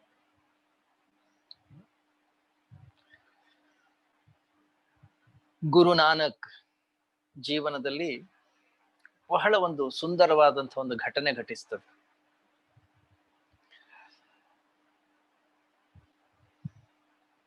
ತಾಯಿ ಮಗುವಿಗೆ ಹೇಳಿರ್ತಾಳೆ, ಮಗು ಪರಮಾತ್ಮನ ಸ್ಮರಣೆಯನ್ನ ಯಾವಾಗ್ಲೂ ಮಾಡಬೇಕು, ಅವನ ನಾಮಸ್ಮರಣೆಯನ್ನು ಮಾಡಬೇಕು, ಅವನ ಹಾಡು ಹೇಳ್ತಾ ಇರಬೇಕು, ವ್ಯರ್ಥ ಕಾಲವನ್ನ ಕಳಿಬಾರದು, ವ್ಯರ್ಥ ಸಮಯವನ್ನ ಕಳಿಬಾರದು. ಮಗು ಅವನ ನಾಮಸ್ಮರಣೆಯಲ್ಲಿ ಇರಬೇಕು ನೀನು. ಅದಕ್ಕೆ ನಾನಾ ತರದ ಕಥೆಗಳು, ನಾನಾ ತರದ ಉಪಕಥೆಗಳು, ನಾನಾ ತರದ ಘಟನೆಗಳನ್ನು ಹೇಳಿ ಹೇಳಿ ಹೇಳಿ ಹೇಳಿ ಮಗುವಿನಲ್ಲಿ ಗುರುನಾನಕ್ ಕೂತ್ರೆ ನಿಂತ್ರೆ ಬರೀ ಹಾಡು ಹೇಳೋದು, ಅದರಲ್ಲೇ ಇರ್ತಾನ. ಒಂದು ದಿವಸ ತಾಯಿಗೆ ಬಹಳ ಮುಜುಗುರವಾಗ್ತಕ್ಕಂಥ ಒಂದು ಘಟನೆ ಘಟಿಸ್ಬಿಡುತ್ತೆ. ಅತಿಥಿಗಳು ಬಂದಿದ್ದಾರೆ ಮನೆಗೆ. ಜೋರಾಗಿ ಹಾಡು ಹೇಳ್ತಾ ಇದೆ ಮಗು. ಏನೋ ಪರವಾಗಿಲ್ಲ, ಬಂದ್ರು, ಊಟ ಆಯ್ತು, ಹಾಸಿಗೆನ ಹಾಸ್ಕೊಟ್ರು, ಅವರು ಮಲಗ್ಲಿಕ್ಕೆ ಹೋದ್ರು. ನಿಲ್ಲಿಸ್ತಾನೆ ಇಲ್ಲ ಹಾಡು, ಜೋರಾಗಿ ಹಾಡ್ತೀಯ. ತಾಯಿಗೆ ಏನ್ ಮಾಡ್ಬೇಕು ಗೊತ್ತಿಲ್ಲ. ಯಾರಿಲ್ದೇ ಇದ್ದಾಗ ಅದೇ ಚಂದ ಇತ್ತು, ಇವಾಗೆಲ್ಲ ಬಂದ್ಯಾರೆ, ತುಂಬಾ ಮುಜುಗುರವಾಗ್ತಾ ಇದೆ. ನಿಲ್ಸು ಅಂತ ಹೆಂಗ್ ಹೇಳೋದು ಗೊತ್ತಿಲ್ಲ. ತಾಯಿ ಮಗುವನ್ನು ಹೊರಗೆ ಕರ್ಕೊಂಬಂದ್ಲು. ನೋಡು ಮಗು, ಹೊರಗಡೆ ಹೇಗಿದೆ ಇವಾಗ, ಕತ್ತಲೆ ಇದೆ, ಎಲ್ಲರೂ ಮಲಗಿದ್ದಾರೆ. ಹೌದು, ಪರಮಾತ್ಮ ಕೂಡ ಇವಾಗ ಮಲಗಿರ್ತಾನೆ. ನೀನ್ ಹಾಡು ಹೇಳಿದ್ರೆ ಡಿಸ್ಟರ್ಬ್ ಆಗುತ್ತೆ, ಹೇಳ್ಬಾರ್ದು, ಮಲ್ಕೋ. ಮಲಗದ. ಯಾಕೋ ನಿದ್ದೆ ಬರ್ಲಿಲ್ಲ ಅವನಿಗೆ.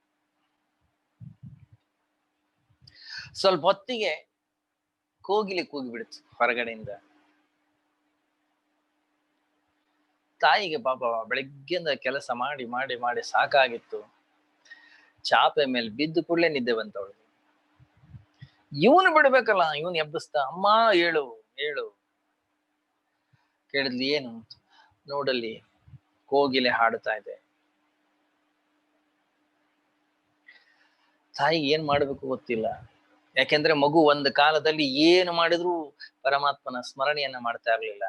ನೋಡಲ್ಲಿ ಕೋಗಿಲೆ ಪರಮಾತ್ಮನ ಸ್ಮರಣೆ ಮಾಡ್ತಾ ಇದೆ, ಗುಬ್ಬಚ್ಚಿ ಹಾಡ್ತಾ ಇದೆ, ಗಿಳಿ ಹಾಡ್ತಾ ಇದೆ, ಅದು ಹಾಡ್ತಾ ಇದೆ ಅಂತ ಹೇಳಿ ಸಿಕ್ಕದ್ದನ್ನೆಲ್ಲ ಹೇಳಿ ಹೇಳಿ ಹೇಳಿ ಹೇಳಿ ಆ ಮಗುವಿನ ತಲೆಯನ್ನು ತುಂಬಿಸಿಟ್ಟಿದ್ಲು. ಇವತ್ತವನು ಹೇಳ್ತಿದ್ದಾನೆ, ನೋಡು ಕೋಗಿಲೆ ಹಾಡು ಹೇಳ್ತಾ ಇದೆ, ಅದರಿಂದ ನಾನು ಹಾಡ್ತೀನಿ ಅಂತ.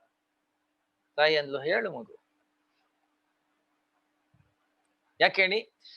ಗುರುನಾನಕ್ಗೆ ಸಂಗೀತದಲ್ಲಿಯೇ ಪರಮಾತ್ಮನ ಆವಿರ್ಭಾವ, ಮೊಹಮ್ಮದ್ಗೆ ವಾಸನೆಯಲ್ಲಿ ಪರಮಾತ್ಮನ ಅನುಭವ ಆಯ್ತಂತ. ಅದಕ್ಕೆ ಮುಸ್ಲಿಮರು ಅವರು ಸ್ನಾನ ಮಾಡ್ಲಿ ಬಿಡ್ಲಿ ಸ್ಪ್ರೇ ಮಾಡ್ಕೊಂಡ್ ಬಿಡ್ತಾರೆ. ಯಾಕೆ? ವಾಸನೆ ಬರ್ತಾ ಇರ್ಬೇಕು, ಹಮ್ ಅಂತ ಇರ್ಬೇಕಷ್ಟೆ. ಮೀರಾ ಸಂಗೀತ ಭಕ್ತಿಯಲ್ಲಿ, ತುಳಸಿದಾಸರಿಗೆ ರಾಮನ ಚಿಂತನೆಯಲ್ಲಿ, ಸಮರ್ಥ ರಾಮದಾಸರಿಗೆ ರಾಮ, ಬ್ರಹ್ಮ ಚೈತನ್ಯರಿಗೆ ಶ್ರೀರಾಮ ಜಯ ರಾಮ ಜಯ ಜಯ ರಾಮ. ಒಬ್ಬೊಬ್ಬರಿಗೆ ಒಂದೊಂದರಲ್ಲಿ ಯಾವುದರಲ್ಲಿ ಯಾರು ಮುಳುಗುತ್ತಾರೆ, ಯಾವುದನ್ನ ಕೇಳುವಾಗ ವ್ಯಕ್ತಿಗೆ ಏನಾಗ್ತದೆ ಗೊತ್ತಿಲ್ಲ. ಅಲ್ಲ, ಗುರುನಾನಕ್ಕೆ ಅನ್ಸುತ್ತೆ. ಅಂಗಡಿಯಲ್ಲಿ ಕುತ್ಕೊಂಡು ವ್ಯಾಪಾರ ಮಾಡ್ತಾ ಇರ್ತಾನೆ, ಕೊಡ್ತಾನವನು ಹಣವನ್ನ, ಎಣಿಸ್ತಾ ಬರ್ತಾನವನು. 10, 11, 12, 13 ಅಂದ ಕೂಡ್ಲೇನೆ ಮುಳುಗೋಗ್ಬಿಡ್ತಾನ. ಆ ಶಬ್ದ ಅವನಿಗೆ ಏನಾಯ್ತು ಏನೋ ಗೊತ್ತಿಲ್ಲ, ಮರ್ತೋದ ಅವನು, ಸಮಾಧಿ ಹೋಗ್ಬಿಟ್ಟ ಅವನು, ಎಲ್ಲವನ್ನು ಅಲ್ಲೇ ಬಿಟ್ಬಿಟ್ಟ. ಹಾಗೆ ಉದಿಪುದ ರಸ ಸುಂದರದ ಕಿರಣ ಸೋಕೆ, ಬದುಕಿನೋಳು ಕವಿತೆಯೋಳು, ಕಲೆಗಳೋಳು, ಪ್ರಕೃತಿಯೋಳು ಉದಿದಿರ್ಪ ಕಾಂತಿ. ಹೇಗೆ ನಾವು ಮೋಹಿತರಾಗ್ತೀವಿ, ಹೇಗೆ ನಾವು ಸಾಮಾನ್ಯ ಜೀವನದಿಂದ ಉತ್ಕೃಷ್ಟವಾದಂತಹ ಜೀವನದ ಕಡೆಗೆ ನಾವು ತಿರುಗ್ತೇವೆ, ಯಾವ ರೀತಿಯಲ್ಲಿ ನಮ್ಮ ಜೀವನದಲ್ಲಿ ತಿರುವು ಅನ್ನೋದು ಬರುತ್ತೆ ಗೊತ್ತಿಲ್ಲ. ಉದಿದಿರ್ಪ ಕಾಂತಿಯದು. ಜಗದ ಬಂಧಿ ಗೃಹದಿ ಬಿಗಿಯುತ್ತಿರೆ ವಿಧಿ ನಿನ್ನ, ನಿಗಮ ಸತ್ಕಲೆ ಕಾವ್ಯಗಳ ಗವಾಕ್ಷಗಳಿಂ. ಗಗನದೊಳನಂತ ದರ್ಶನದೆ ಮುಕ್ತಿಯ ನೊಂದು, ನಗು ನಗಿಸಿ ಲೋಕವನು ಮಂಕುತಿಮ್ಮ. ಜಗದ ಬಂದಿ ಗ್ರಹದಿ ಬಿಗಿಯುತ್ತಿರೆ ವಿಧಿ ನಿನ್ನ. ಈ ಜಗದ ಬಂದಿಗೃಹ ಅದೊಂದು ಜೈಲು. ಯಾಂತ್ರಿಕವಾಗಿ ನಮ್ಮ ಸಂಸಾರದ ಕರ್ಮಗಳಲ್ಲಿ, ನಮ್ಮ ಸಂಸಾರದ ಒಂದು ಕೆಲಸ ನಿರ್ವಹಣೆಯಲ್ಲಿ ಮುಳುಗೋಗ್ಬಿಡ್ತೀವಿ. ನಿಗಮ ಸತ್ಕಲೆ ಕಾವ್ಯಗಳ ಗವಾಕ್ಷಗಳಿಂ ಜಗದ ಬಂದಿ ಗೃಹದಿ ಬಿಗಿಯುತ್ತಿರೆ ವಿಧಿ ನಿನ್ನ. ಈ ಸಂಸಾರದ ಒಂದು ನಿರ್ವಹಣೆಯಲ್ಲಿ ಅದು ಊಟನೋ, ಅದು ತಿಂಡಿಯೋ, ಅದು ಮನೆಯೋ, ಅದು ವ್ಯವಹಾರವೋ, ಅದು ಆಫೀಸು, ಅದು ಫ್ಯಾಕ್ಟರಿಯೋ, ಮಕ್ಕಳ ಪಾಲನೆ ಪೋಷಣೆಯೋ, ಏನೋ ಇದರಲ್ಲೇ ಮುಳುಗೋಗಿರ್ತೀವಿ ನಾವು. ಇದರಿಂದ ಹೊರಗೆ ಬರ್ಲಿಕ್ಕೆ ಆಗೋದಿಲ್ಲ. ಯಾಕೆ? ಜಗದ ಬಂದಿ ಗೃಹ.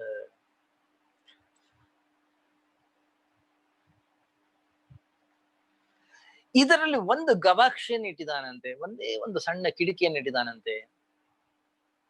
ನಿಗಮ ಸತ್ಕಲೆ ಕಾವ್ಯಗಳ ಗವಾಕ್ಷಗಳೇ. ಏನದು? ಅದು ವೇದ, ಸಂಗೀತ, ಸಾಹಿತ್ಯ, ಕಾವ್ಯ.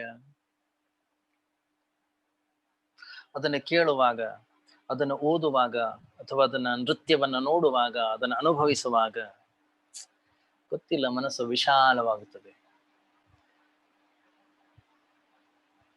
ಎಷ್ಟು ದೊಡ್ಡದಾಗ್ತದೆ, ಎಷ್ಟು ವಿಶಾಲವಾಗ್ತದೆ ಅಂತಃಕರಣ ಅಂತಂದ್ರೆ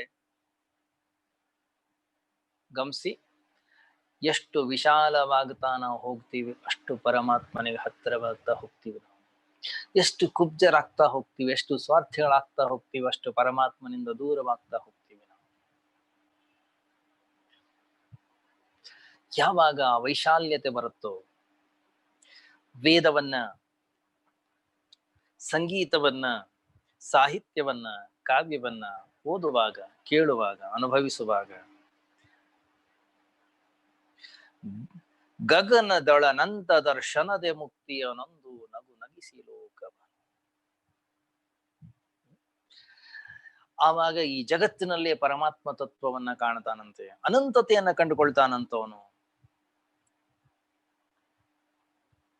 ನಗನಗುತ್ತಾ ಮುಕ್ತಿಯನ್ನು ಹೊಂದುತ್ತಾನಂತವನು. ನಗನಗುತ್ತಾ ಈ ಜಗತ್ತನ್ನ ಬಿಟ್ಟು ಹೋಗ್ತಾನೆ, ಎಲ್ಲರೂ ನಗನಗಿಸ್ತಾನೆ.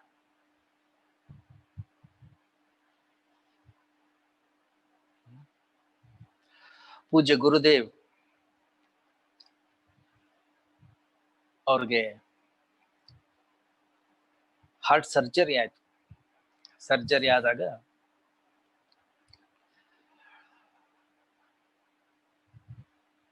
ಎರಡು ದಿವಸ ರೆಸ್ಟ್ ಮಾಡಿದ್ರು. ಸ್ವಲ್ಪ ಚೇತರಿಸಿಕೊಂಡ ಮೇಲೆ ಅಲ್ಲಿನ ವೈದ್ಯರು, ಅಲ್ಲಿನ ನರ್ಸ್ಗಳು ಯಾರಿದ್ರು ಅವ್ರನ್ನೇ ಕರೆದ್ರಂತೆ, ಅವ್ರಿಗೆ ಹೇಳಲಿಕ್ಕೆ ಶುರು ಮಾಡಿದ್ರಂತೆ. ಅವರ ಮಾತುಗಳನ್ನ ಕೇಳಿ ಮೂಕ ವಿಸ್ಮಿತರಾದ್ರು ಅವರು. ಇಷ್ಟು ಆಶ್ಚರ್ಯವಾಯ್ತು ಅವ್ರಿಗೆ, ಇಷ್ಟು ಖುಷಿ ಆಯ್ತು, ಇಷ್ಟು ನಕ್ಕರು ಅವರು.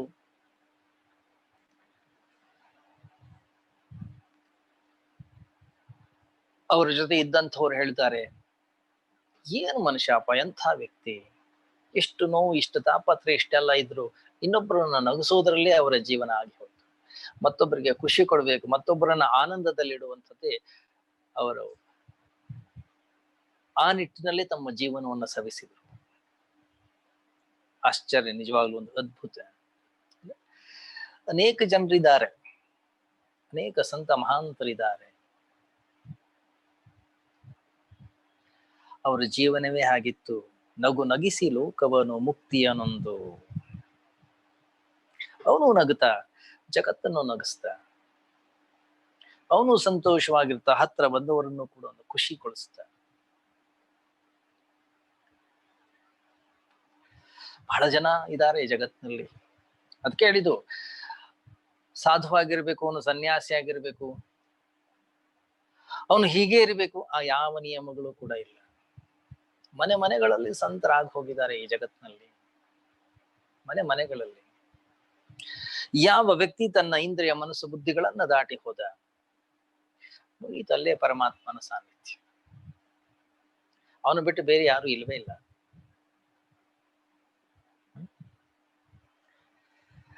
ರಾಮನುಂ ಭರತನುಂ ತಬ್ಬಿಕೊಂಡತ್ತಂದು ಪ್ರೇಮಾಶ್ರುಬುಕ್ಕಿ ನದಿಯಾಗಿ ಪರಿದಂದು ಸೀಮೆಯಂ ಮುಟ್ಟಿತಲ ಬಾಂಧವ್ಯ ಸೌಂದರ್ಯ ಕ್ಷೇಮವದು ಜೀವಕ್ಕೆ ಮಂಕುತಿಮ್ಮ.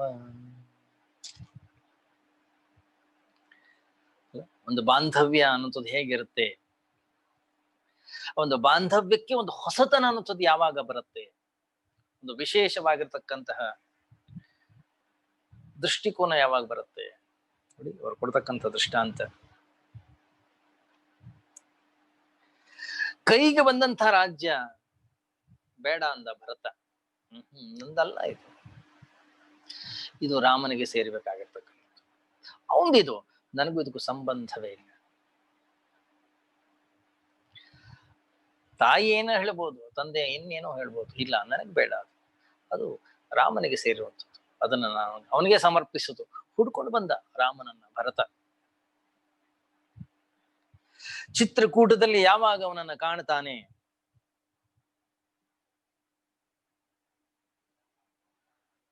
ಬಾಚಿ ತಬ್ಬಿಕೊಳ್ತಾನ.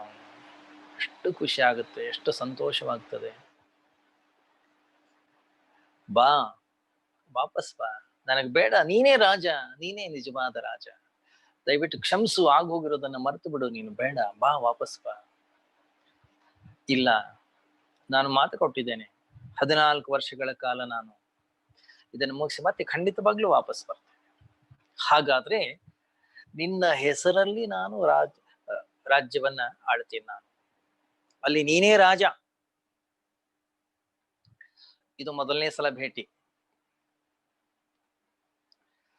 ಎರಡನೇ ಸಾರಿ 14 ವರ್ಷಗಳ ನಂತರ ರಾಮ ವಾಪಸ್ ಬರ್ತಾನೆ. ನಂದಿ ಗ್ರಾಮ ಅಲ್ಲಿ ತಂಗ್ತಾನಂತೆ. ಯಾಕೋ ಒಂದು ಮನಸ್ಸಿನಲ್ಲಿ ಒಂದು ವಿಚಾರ, ಒಂದು ಚಿಂತನೆ, ಗೊತ್ತಿಲ್ಲ. 14 ವರ್ಷಗಳ ಹಿಂದೆ ನಡೆದಂತ ಒಂದು ಘಟನೆ ಅದು. ಹೇಳಿದ್ದ ಭರತ ನೀನೇ ರಾಜನಾಗು ಅಂತ ಹೇಳಿ, ಆದ್ರೆ ನಾನು ಒಮ್ಮೆಲೆ ಹೋಗೋದು ಸರಿಯೇ? ಅದು ಅವನು ಈಗಾಗ್ಲೇ ರಾಜನಾಗಿದ್ದಾನೆ, ರಾಜ್ಯ ಭಾರವನ್ನ ಮುಂದುವರಿಸ್ತಾ ಇದ್ದಾನೆ, ಹೊತ್ಕೊಂಡಿದ್ದಾನೆ, ಎಲ್ಲವೂ ಚಂದದಲ್ಲಿ ನಡೀತಾ ಇದೆ. ಇಂಥ ಸಮಯದಲ್ಲಿ ನಾನು ಹೋಗಬಾರದು, ಸರಿಯಲ್ಲ. ಅಲ್ಲೇ ಇರ್ತಾನಂತ. ಹೇಗೋ ಭರತನಿಗೆ ವಿಷಯ ಸಿಕ್ತು, ಓಡಿ ಬರ್ತಾನ ಅವನು. ಇಷ್ಟು ಖುಷಿ, ಇಷ್ಟು ಸಂಭ್ರಮ, ಇಷ್ಟು ಆನಂದ. ಮತ್ತೆ ತಬ್ಬಿಕೊಳ್ತಾರಂತೆ. ನಿನ್ನ ಬರುವಿಕೆಗಾಗಿ ನಾನು ಕಾಯ್ತಾ ಇದ್ದೇನೆ, ದಯವಿಟ್ಟು ಬಾ.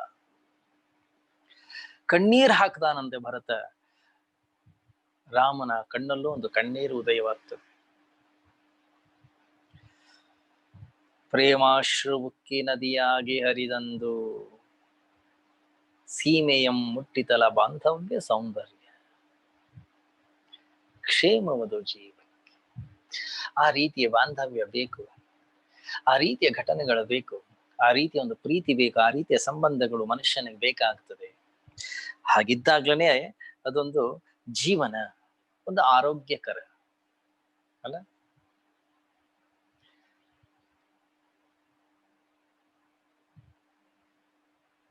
ಆ ಬಂಧುತ್ವದ ಒಂದು ಗಡಿ, ಒಂದು ಸೀಮೆ, ಏನೊಂದು ಉನ್ನತಿ ಅನ್ನುತ್ತಿತ್ತು, ಅದು ತಲುಪಿತ್ತು. ನಿಜವಾಗ್ಲೂ ಕಷ್ಟವಾಗ್ತದೆ. ಏನಪ್ಪ ಇಂಥ ಅಣ್ಣ ತಮ್ಮಂದರು ಇದ್ರ ನಮ್ಮ ಸುತ್ತಮುತ್ತಲು ನಡೀತಾ ಇರ್ತಕ್ಕಂತ ಘಟನೆಗಳನ್ನ ನೋಡುವಾಗ, ಕೇವಲ ಹಣಕ್ಕಾಗಿ, ಕೇವಲ ಸ್ವಾರ್ಥಕ್ಕಾಗಿ, ಕೇವಲ ತನ್ನ ಸುಖಕ್ಕಾಗಿ, ಕೇವಲ ತನ್ನ ಭೋಗಕ್ಕಾಗಿ ಜಗತ್ತಿನಲ್ಲಿ ವ್ಯಕ್ತಿ ಜೀವನ ಮಾಡುವಾಗ, ಒಂದು ಅಣ್ಣ, ಒಂದು ತಮ್ಮ, ತಂದೆ, ತಾಯಿ, ಆ ಬಾಂಧವ್ಯ, ಒಂದು ಪ್ರೀತಿ, ಆ ಸಂಬಂಧಗಳಿಗೆ ಬೆಲೆಯನ್ನ ಕೊಟ್ಟು ಅದನ್ನ ಗೌರವಿಸಿ ಆ ಒಂದು ಸಂಬಂಧವನ್ನ ಎತ್ತಿ ಹಿಡಿತಕ್ಕಂಥದ್ದು ನಿಜವಾಗ್ಲೂ ಬಹಳ ಶ್ರೇಷ್ಠ, ಬಹಳ ವಿಶೇಷ, ಬಹಳ ಒಂದು ವೈಶಿಷ್ಟ್ಯ. ಪ್ರೀತಿ ಮಹಿಮೆಯ ಚಿತ್ರ ರೀತಿಯಂ ವಾಲ್ಮೀಕಿ ನೀತಿ ಸೂಕ್ಷ್ಮದ ಗಹನ ಮಾರ್ಗಮಂ ವ್ಯಾಸರ್. ಗೀತೆಯಲ್ಲಿ ವಿಶ್ವಜೀವನ ರಹಸ್ಯವನವರ್ ಖ್ಯಾತಿಸಿ ಹರದು ಕಾವ್ಯ ಮಂಕುತಿಮ್ಮ. ಪ್ರೀತಿ ಮಹಿಮೆಯ ಚಿತ್ರ ರೀತಿಯಂ ವಾಲ್ಮೀಕಿ. ಭ್ರಾತೃವಾತ್ಸಲ್ಯ, ಪಿತೃವಾತ್ಸಲ್ಯ, ಪುತ್ರ ಪ್ರೇಮ, ಮಾತೃ ಪ್ರೇಮ, ಒಂದು ನಲ್ಲೆಯ ವಿಯೋಗ, ಏನಿದೆಲ್ಲ ವಾಲ್ಮೀಕಿ ರಾಮಾಯಣದ ಒಂದು ರಚನೆ. ಎಷ್ಟು ಚೆನ್ನಾಗಿಟ್ಟಿದ್ದಾರೆ, ಎಷ್ಟು ಚೆನ್ನಾಗಿ ಮುಂದಿಟ್ಟಿದ್ದಾರೆ, ಎಷ್ಟು ಸುಂದರವಾಗಿ ಹೇಳಿದ್ದಾರೆ. ನೀತಿ ಸೂಕ್ಷ್ಮದ ಗಹನ ಮಾರ್ಗಮಂ ವ್ಯಾಸ.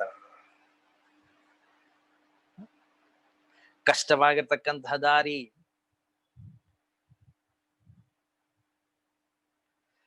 ಸಂಕಷ್ಟಗಳನ್ನ ಅನುಭವಿಸ್ತಕ್ಕಂತಹ ನಯ, ವಿನಯ ಜೀವನದ ರಹಸ್ಯ. ಮಹಾಭಾರತದಲ್ಲಿ ಗೀತೆಯಲ್ಲಿ ವಿಶ್ವಜೀವನ ರಹಸ್ಯವನವರ ಖ್ಯಾತಿ ಸಿಹರದು ಕಾವ್ಯ. ಇನ್ನು ಭಗವದ್ಗೀತೆ ತೆಗೆದುಕೊಳ್ಳಿ, ಹೇಗೆ ಜೀವನವನ್ನು ಮಾಡಬೇಕು, ಯಾವ ರೀತಿಯಲ್ಲಿ ಜೀವಿಸಿದರೆ ನಮ್ಮ ಜೀವನ ಅಂತದ್ದು ಸುಖಮಯವಾಗಿರುತ್ತದೆ, ನಮ್ಮ ಜೀವನ ಪದ್ಧತಿ ಹೇಗಿರಬೇಕು, ಅದನ್ನ ತಿಳಿಸಿಕೊಟ್ಟಿದ್ದಾರೆ ವ್ಯಾಸರು. ವಾಲ್ಮೀಕಿ ಬಾಂಧವ್ಯದ ವೈಶಿಷ್ಟ್ಯವನ್ನ ಹೇಳಿದ್ರೆ, ಜೀವನದಲ್ಲಿ ಬರ್ತಕ್ಕಂಥ ಸುಖ ದುಃಖ ಕಷ್ಟಗಳ ಸಂದರ್ಭದಲ್ಲಿ ಹೇಗಿರಬೇಕು, ನನ್ನ ದೃಷ್ಟಿಕೋನ ಹೇಗಿರಬೇಕು, ಹೇಗೆ ಜೀವಿಸಬೇಕು ನಾನು, ಅದು ಮಹಾಭಾರತದ ರೂಪದಲ್ಲೋ, ಭಗವದ್ಗೀತೆಯ ರೂಪದಲ್ಲೋ, ಉಪನಿಷತ್ತುಗಳ ರೂಪದಲ್ಲೋ ಖ್ಯಾತಿ ಸಿಹರದು ಕಾವ್ಯ. ಅದೊಂದು ಕಾವ್ಯ. ಎರಡು ಕಾವ್ಯಗಳಾಗಿವೆ, ಪ್ರಸಿದ್ಧವಾಗಿರ್ತಕ್ಕಂಥ ಕಾವ್ಯಗಳು, ಒಂದು ರಾಮಾಯಣ, ಇನ್ನೊಂದು ಮಹಾಭಾರತ. ಅದಕ್ಕೆ ಅವನ್ನೆಲ್ಲ ಓದ್ಬೇಕು ನಾವು ಒಂದ್ಸಾರಿ. ಯಾವಾಗ ಅವುಗಳನ್ನೆಲ್ಲ ಓದ್ತಾ ಕೂತ್ಕೊಳ್ತೀವಿ, ಮನನವನ್ನ ಮಾಡ್ತಾ ಕೂತ್ಕೊಳ್ತೀವಿ, ಅನಾವಶ್ಯಕವಾಗಿರ್ತಕ್ಕಂಥ ಸಮಸ್ಯೆಗಳು ಮನೆಯಲ್ಲಿ ಉದ್ಭವ ಆಗುವುದಿಲ್ಲ. ಯಾವಾಗ ಮಾಡ್ಲಿಕ್ಕೆ ಬೇರೆ ಏನು ಕೆಲಸ ಇರುವುದಿಲ್ಲ, ಆದ್ರೆ ಹೊಟ್ಟೆ ತುಂಬಿದೆ, ಸುಮ್ಮನೆ ಕೂತ್ಕೊಳ್ಲಿಕ್ಕೆ ಆಗುದಿಲ್ಲ, ಏನೇನೋ ಸಮಸ್ಯೆಗಳನ್ನ ಉದ್ಭವ ಮಾಡ್ತೀವಿ, ಸುಮ್ಮನೆ ಏನೇನೋ ಕೀಟಲೆಗಳನ್ನ ಮಾಡ್ತೀವಿ, ಸುಮ್ಮನೆ ಯಾರನ್ನೋ ಬೈತಾ ಕೂತ್ಕೊಳ್ತೀವಿ, ಯಾರದೋ ನಿಂದನೆಯನ್ನ ಮಾಡ್ತಾ ಕೂತ್ಕೊಳ್ತೀವಿ. ಒಂದಿಷ್ಟು ಪುರಾಣ, ಒಂದಿಷ್ಟು ಮಹಾಭಾರತ, ರಾಮಾಯಣ, ಅಥವಾ ಭಗವದ್ಗೀತೆ, ಒಂದು ಸತ್ಸಂಗ, ಒಂದು ಶ್ರವಣ, ನಮ್ಮನ್ನು ನಾವು ತೊಡಗಿಸಿಕೊಳ್ಬೇಕು.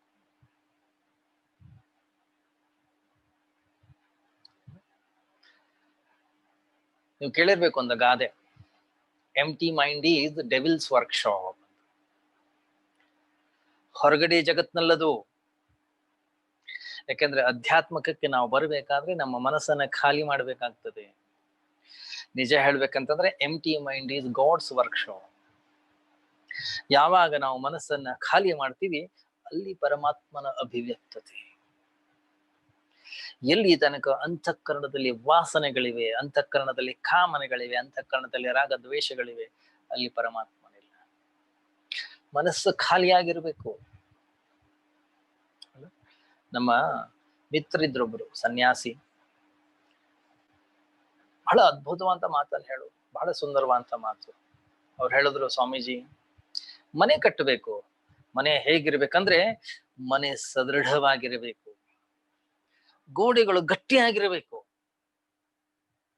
ಮನೆಯ ಒಂದೊಂದು ಭಾಗವೂ ಕೂಡ ಸಾಲಿಡ್ ಆಗಿರ್ಬೇಕು, ತುಂಬಾ ಚೆನ್ನಾಗಿರ್ಬೇಕು, ಅದ್ಭುತವಾಗಿರ್ಬೇಕು. ಮನೆ ಒಳಗಡೆಗೆ ಖಾಲಿಯಾಗಿರ್ಬೇಕು, ಗೋಡೆಗಳು ಸದೃಢವಾಗಿರ್ಬೇಕು, ಮನೆ ಒಳಗಡೆ ಏನಿದೆ ಜಾಗ ಖಾಲಿ ಆಗಿರ್ಬೇಕು. ಯಾವಾಗ ಮನೆ ಒಳಗಡೆ ಇರ್ತಕ್ಕಂತಹ ಜಾಗ ಖಾಲಿ ಆಗಿರ್ತದೋ, ಆವಾಗ ಅಲ್ಲಿ ನಾವು ವಾಸಿಸ್ಲಿಕ್ಕೆ ಯೋಗ್ಯವಾಗ್ತದೆ, ನಾವು ವಾಸಿಸ್ಲಿಕ್ಕೆ ಸಾಧ್ಯ.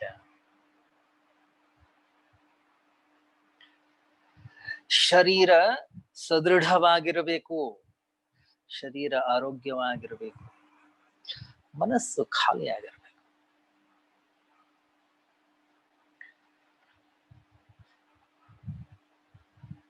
ಮನಸ್ಸು ಸದೃಢವಾಗಿದೆ, ಇವಾಗ ಸಂಕಲ್ಪಗಳಂತೆ, ಕಾಮನೆಗಳಂತೆ, ರಾಗದಂತೆ, ದ್ವೇಷ ಅಂತೆ, ಒಂದು ಎರಡು ಏನೇನೆಲ್ಲ ಸೇರ್ಕೊಂಡಿದೆ ಮನುಷ್ಯನ ಅಂತಃಕರಣದ ಒಳಗಡೆ.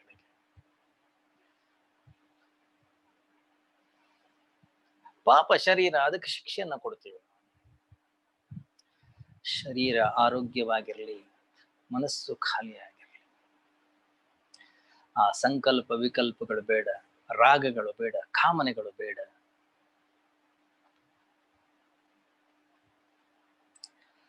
ಯಾವಾಗ ಮನಸ್ಸು ಖಾಲಿ ಆಗುತ್ತದೋ, ಅಲ್ಲಿ ಪರಮಾತ್ಮನ ಆವಿರ್ಭಾವ. ಪರಮೇಶ್ವರ ಎಲ್ಲಿಂದನೋ ಬರೋದಲ್ಲ, ನಮ್ಮ ಹೃದಯವನ್ನ ಬೆಳಗುತ್ತಾ ಇದ್ದಾನೆ. ಎಲ್ಲರ ಹೃದಯದಲ್ಲಿ ಇರೋದೇ ಅವನು ನಮಗೆ ಗೋಚರವಾಗ್ತಾ ಇಲ್ಲ. ಯಾಕೆ ಅಂತಂದ್ರೆ, ಮನಸ್ಸು ವಾಸನೆಗಳಿಂದ ಕೂಡ್ಕೊಂಡಿದೆ, ಕಾಮನೆಗಳಿಂದ ಕೂಡ್ಕೊಂಡಿದೆ.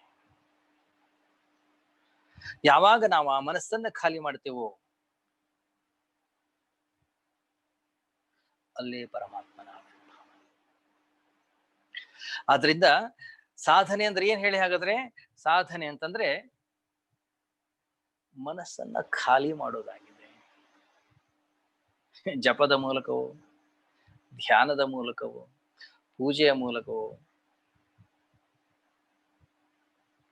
ಶ್ರವಣದ ಮೂಲಕವೋ, ಮನದ ಮೂಲಕವೋ, ಅಥವಾ ಯಾರಿಗೆ ಯಾವ ಸಾಧನೆ ಅನ್ನೋದು ಯೋಗ್ಯ ಅನಿಸ್ತದೆ ಅದನ್ನ ಅವನು ಮಾಡ್ತಾ ಹೋಗ್ಬೇಕು. ಏನಕ್ಕೆ? ಮನಸ್ಸನ್ನ ಖಾಲಿ ಮಾಡೋದು. ಭಗವಾನ್ ರಮಣ ಮಹರ್ಷಿಗಳ ಪ್ರಕಾರ ಅಂತೂ ಏನ್ ಹೇಳಿ ಆತ್ಮಚಿಂತನೆ ಅಂದ್ರೆ, ಆತ್ಮಚಿಂತನೆ ಅಂತಂದ್ರೆ ವಿಷಯ ಚಿಂತನೆಯನ್ನ ಮಾಡದೇ ಇರುವಂತ. ಯಾವಾಗ ಅಂತಃಕರಣದಲ್ಲಿ ವಿಷಯ ಚಿಂತನೆ ಅನ್ನೋದು ಇಲ್ಲ, ಅದಕ್ಕೆ ಹೆಸರು ಆತ್ಮಚಿಂತನೆ. ಯಾಕೆಂದ್ರೆ ಆತ್ಮ ಅಂತಂದ್ರೆ ಏನೋ ಒಂದು ವಸ್ತು ಅಲ್ಲ, ಅದು ಏನೋ ಒಂದು ವ್ಯಕ್ತಿ ಅಲ್ಲ, ಏನೋ ಒಂದು ಧ್ಯಾನವನ್ನ ಮಾಡ್ಲಿಕ್ಕೆ ಏನೂ ಚಿಂತನೆ ಇಲ್ಲದೆ ಇರುವಂತದ್ದೇ ಆತ್ಮಚಿಂತನೆ. ಯಾವಾಗ ಮನಸ್ಸನ್ನೋದು ಖಾಲಿ ಆಯ್ತೋ ಅಲ್ಲೇ ಭಗವಂತನ ಆವಿರ್ಭಾವ, ಅವನ ಒಂದು ಪ್ರತಿಫಲನ ಮುಂದುವರಿಯುತ್ತೆ. ನಾಳೆ ಚಿಂತನೆ ಮಾಡೋಣ. ಓಂ ಸರ್ವೇ ಭವಂತು ಸುಖಿನಃ, ಸರ್ವೇ ಸಂತು ನಿರಾಮಯಾಃ, ಸರ್ವೇ ಭದ್ರಾಣಿ ಪಶ್ಯಂತು, ಮಾ ಕಶ್ಚಿತ್ ದುಃಖ ಭಾಗ್ ಭವೇತ್. ಅಸತೋ ಮಾ ಸದ್ಗಮಯ, ತಮಸೋ ಮಾ ಜ್ಯೋತಿರ್ಗಮಯ, ಮೃತ್ಯೋರ್ಮಾ ಅಮೃತಂಗಮಯ. ಓಂ ಶಾಂತಿ ಶಾಂತಿ ಶಾಂತಿ. ಹರಿ ಓಂ. ಶ್ರೀ ಗುರುಭ್ಯೋ ನಮಃ. ಹರಿ ಓಂ.